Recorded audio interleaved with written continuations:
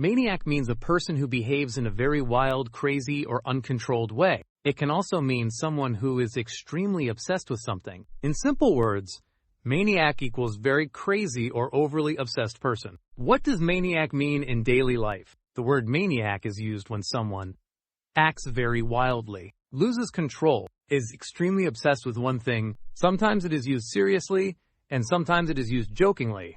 Very easy examples. He drives like a maniac. He drives very dangerously. She is a fitness maniac. She is extremely obsessed with fitness. More simple sentences. The maniac ran through the street shouting. He is a video game maniac. Do not behave like a maniac. Daily life situations.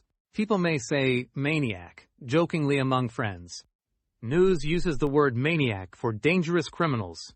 Teachers warn students not to act like maniacs. Student-friendly sentence. He behaved like a maniac during the match.